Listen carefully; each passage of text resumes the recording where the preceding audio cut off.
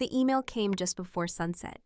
I'd just set down a pot of chicken stew, the kind that simmers all day, fills the house with thyme and something warm. My hands were still damp from rinsing carrots when my phone buzzed on the counter. Subject: final guest update. It was from Selena. No hi mom. No emoji. Just those 5 words in the preview. I wiped my fingers on a towel, took a breath, tapped to open. Her message was one line. Just send the gift, you don't need to come. That was it. No love you, no thank you, just a sentence that landed like a stone in my chest. Outside, the wind was picking up pine branches tapping gently against the kitchen window. Inside, only the soft ticking of the wall clock and the low hum of betrayal. My hands were shaking, but I didn't drop the phone, didn't scream, didn't cry. I read it again, then again. She hadn't uninvited me in anger. She'd erased me in indifference. I'd paid for her dress, paid for the deposit on the venue, covered the photographer, the welcome bags, the little gold name cards she insisted on. And now I was told to stay home, like some distant cousin, instead of the woman who had raised her alone through layoffs and cheap macaroni dinners and nights I rocked her through fevers without anyone to lean on but my own spine. I set the phone down gently, walked to the sink, turned off the stove.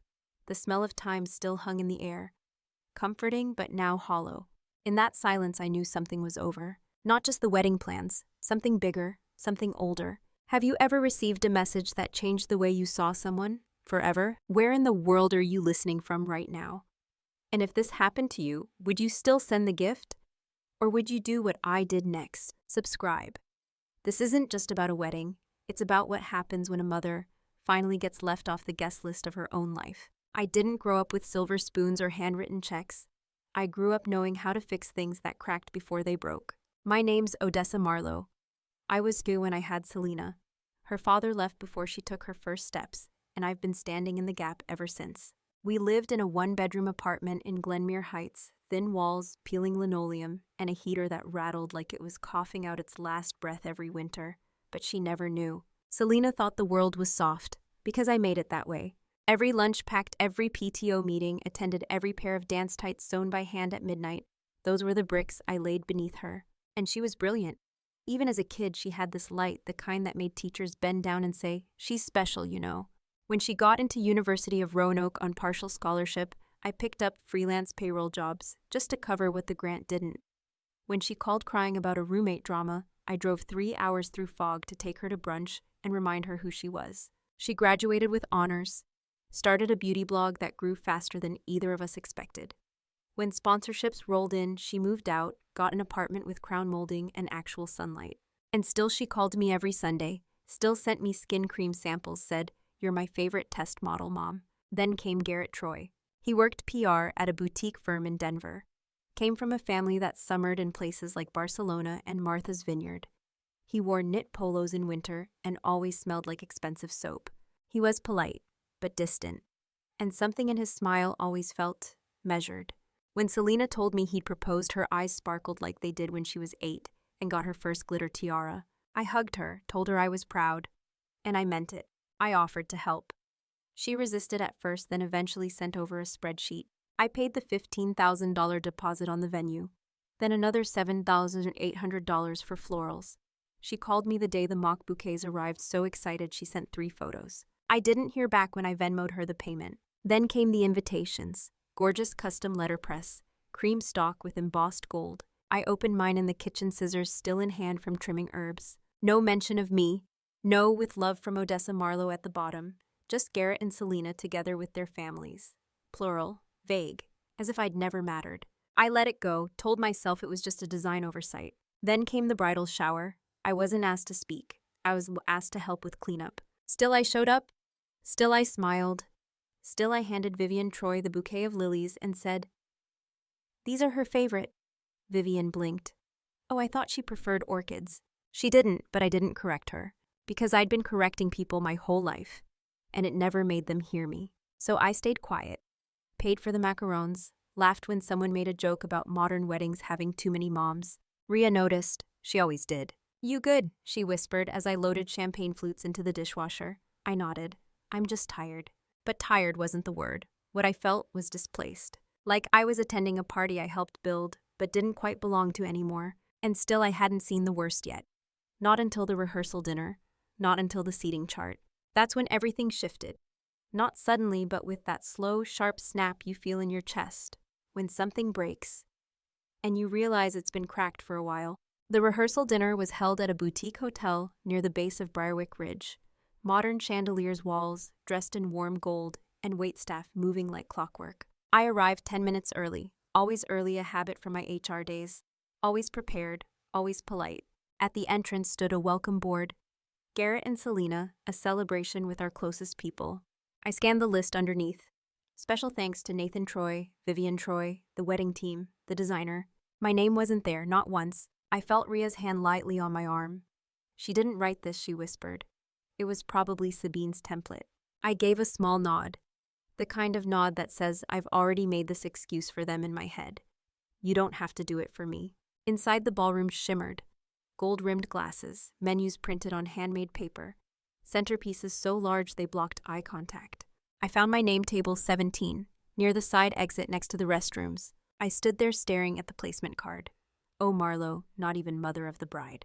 Just 3 syllables tucked beside a fire extinguisher and a rolling rack of extra chairs. Garrett's aunt, who I'd only met twice, sat at table 2. His family filled the center. I, the woman who signed every major invoice, had been physically placed at the edge of their perfect picture. Maybe it's alphabetical, Ria offered gently. I shook my head. I'm M. They're all S and W. She said nothing more, just stood beside me as I placed the card back down. I didn't sit, not right away. I walked slowly past rows of polished glasses and servers balancing silver trays. Selena stood under a floral arch near the main table. She was glowing, ivory jumpsuit, perfect makeup. Garrett beside her, hand resting lightly on her waist. She looked right through me, then turned to laugh at something his cousin whispered. Not a wave, not a nod, just absence. The kind that feels louder than a scream. I sat down at table 17. My seatmate was a vendor's wife and a distant cousin who asked if I was part of the planning staff. No, I said. I paid for most of it. She blinked, didn't know what to say. Looked away. I didn't eat. Just sipped water and counted the number of times Selena smiled in a direction that wasn't mine. 14, I remember. When dessert came, I stood. Told Ria I had a headache. Slipped out through the lobby past the valet into the quiet Colorado night. But I didn't go home. I sat in my car, pulled up the contract on my phone, and read the fine print. My name was on every page. Venue, decor, floral installments. Not theirs, mine. And right then, I realized they had placed me where they thought I belonged. Far enough to be useful, too far to be seen. The next morning, I opened Instagram without thinking, a habit more than anything. My thumb landed on Selena's story. There she was standing in the bridal suite holding a velvet box. This is so special, she said to the camera. My future mother-in-law surprised me with this yesterday. She knew exactly what I wanted. Inside the box was my necklace. Not similar, not inspired by. It was the pendant I had restored from my grandmother's keepsake. The one I had commissioned with custom engraving. The one Selena said was too antique-looking until I modernized it with new chainwork. The note I wrote, for your something old, from a line of women who gave you everything, was gone, replaced by a new tag, with love, Vivian. My stomach twisted. I sat down at the edge of my bed, hands numb. It wasn't about the necklace, it was the story. Selena hadn't just accepted a lie. She'd uploaded it, packaged it, framed it in gold-filtered light, and handed credit to the woman who had barely known her longer than a Thanksgiving dinner. I didn't comment, didn't like, didn't call. I opened my laptop, pulled up the folder I'd labeled Wedding Essentials. Inside, receipts, contracts, wiring, confirmation emails.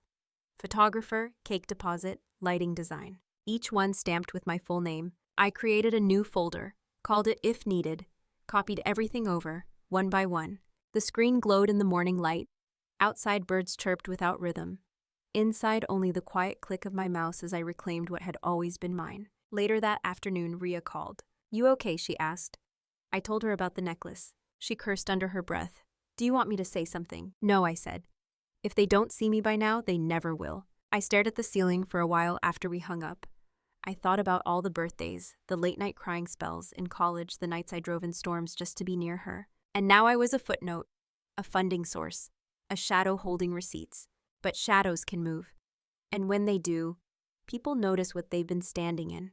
2 days before the wedding, I got another email, this one from Sabine the planner. Subject program update. Speech adjustments. I clicked it, already bracing. Inside it read, Hi Odessa, per Selena and Garrett's final program revisions, we've decided to streamline the toasts. Unfortunately, your speech has been removed from the lineup. Thanks for your understanding. No call, no discussion, no apology. Just removed. I scrolled down and saw the new order of speakers: Garrett's father, Vivian, Selena's college roommate.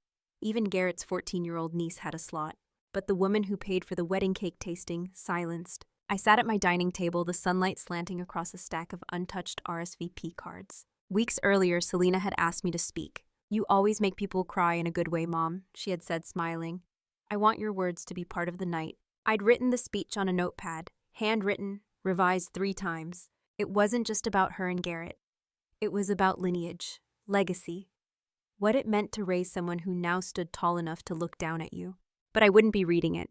I didn't text her, didn't ask why. I went upstairs, opened my drawer, and pulled out the notepad. The ink had smudged a little at the edges from when I'd rested my tea mug too close. Still, the words were intact. I read it one last time. Then I tore the pages slowly, precisely, line by line. Not out of rage, out of understanding. I had written words for a daughter who no longer saw the woman behind them. And if she didn't want to hear me at her wedding, then she wouldn't. Rhea stopped by that evening. She saw the shredded notepad in the trash, raised an eyebrow.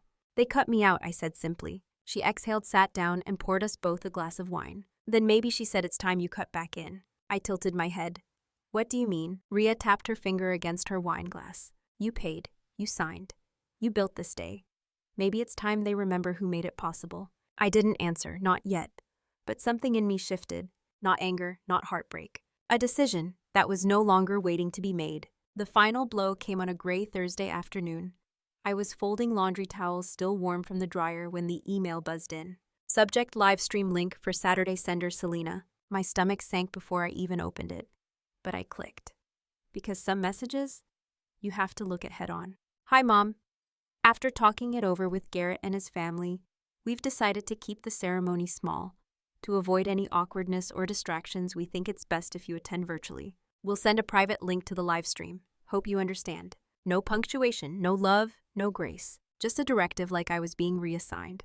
Like I hadn't spent the last 6 months coordinating vendors, paying invoices, proofreading seating charts at 1 a.m. A link, that's what I was worth. I sat back in the kitchen chair, the scent of fabric softener still on my sleeves. The window was open, just an inch enough to let in the scent of rain on concrete. Outside, kids rode bikes down the sidewalk, giggling as if the world had no cracks. Inside, I couldn't hear anything but blood in my ears. No one called to talk this through. No one asked if I was okay with attending virtually. I wasn't even offered a seat in the last row. Not even a chair behind a column. Just stay home. Be silent. Be useful but invisible. I stared at the screen for a long time. Then I typed 2 words. Noted, thanks. But I didn't send it. Instead, I opened my wedding folder, scanned the line items, opened the document marked Master Funding Summary. My initials were beside every large number: deposits, rush fees, additional lighting for the golden hour photography. They wanted me out of the picture, fine. But the picture wouldn't look the same without my name on it. And if they wanted me silent, they were about to learn how loud silence could be. That night, I made a call to Rhea. "I'm ready," I said. Her voice didn't even hesitate. "Let's pull the curtain," she replied. And with that, the final thread holding it all together snapped. I woke before the sun. No alarm, just that deep, quiet certainty you feel when something inside you has resolved. I dressed like I used to on corporate presentation days: charcoal blazer, navy slacks, clean low bun, no makeup, no jewelry, just clarity. At 8:15 a.m., I stepped into the office of Thorne and Davenhall Legal. Rhea was already there in a cream suit, sipping her 3rd espresso. She slid a manila folder across the table. "Everything's in place," she said. "All contracts linked to your name plus breach of agreement terms." I nodded, opened the folder, read each page line by line. Venue canceled, catering canceled, florals canceled. All of it tied to my name, all of it legally retractable. We sent the notices one by one, formal, emotionless, not threats, declarations. The wording was careful. Termination due to exclusion of principal party from agreed event participation. They'd planned the wedding without me. Now they could plan the recovery without my wallet. By 10:30 a.m., the calls started coming. First Sabine, then the venue manager, then Garrett, who hadn't used my number in weeks. I didn't pick up. Rhea leaned back, exhaled. "You okay?" I stared out the window at Briarwick's hills still dusted with late spring frost. "I'm not angry," I said. "I'm done. Done apologizing for taking up space. Done pretending absence was noble. Done bankrolling a memory I wouldn't even be in." By 11:15, the messages turned desperate. Selena, Mom, why are people saying the wedding is canceled? What are you doing? I closed my phone, turned it face down on the desk, and walked out of the law office with nothing but my car keys, and a sense of weight finally lifted. They wanted me to disappear, so I did. But not before taking everything I built with me. I didn't go home, not right away. I parked outside my favorite cafe in downtown Briarwick, the one with the cracked yellow chairs and lavender scones that always sold out before noon. The barista raised her eyebrows when she saw me. Corporate Odessa's back, she teased. I smiled faintly, just passing through. I ordered chamomile instead of my usual espresso. Let the quiet seep in. Across the street, the bridal shop where Selena chose her dress stood glowing in the morning light. They were probably steaming her gown now, polishing shoes, aligning boutonnieres. They had no idea the floor was already crumbling beneath them. Back home, I lit a candle, not for mood, for ritual. A signal to myself that I was in control now. I opened the if needed folder, renamed it Closure, dragged every file into a zip, and emailed it to myself not to share, to preserve. Proof if I ever needed to remember how far I'd let this go. At 1:07 p.m., a knock came at the door. Ria, holding a bottle of chilled Prosecco. Emergency celebration, she said.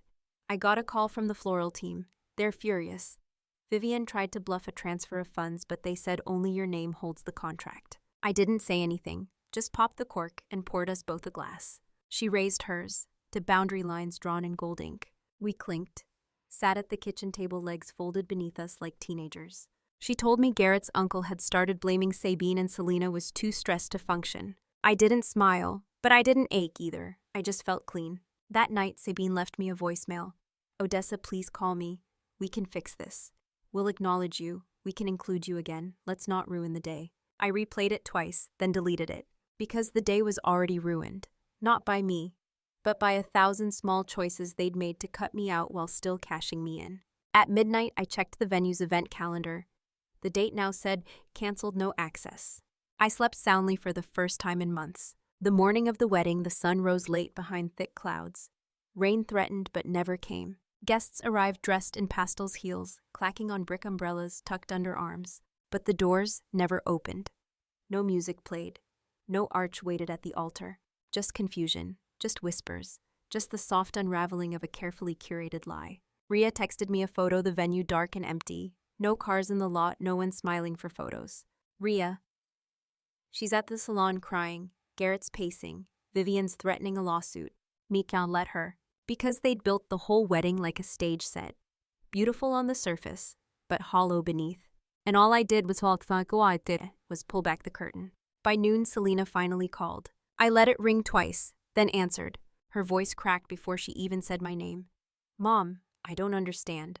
Why are you doing this? I kept my tone even. I'm not doing anything, Selena. I just stopped paying to be erased. Silence. Then she said, you could have talked to me. I took a slow breath. I did. Every time you excluded me, I gave you grace instead of anger. Every time you forgot me, I reminded myself you were just stressed. But when you told me to stay home, you made it clear where I stood. She sobbed. Everyone's here. What am I supposed to do? I didn't raise my voice. I didn't cry. You tell them the truth, I said. That weddings built on silence don't last. And then for the first time in my life as her mother, I hung up first. The fallout began before the wine was uncorked. Guests started trickling away from the venue by 1:00 p.m. Some lingered near the parking lot, heels sinking into the gravel, waiting for answers that never came. A few took selfies by the grand wooden doors, like the ruins of a palace that never opened.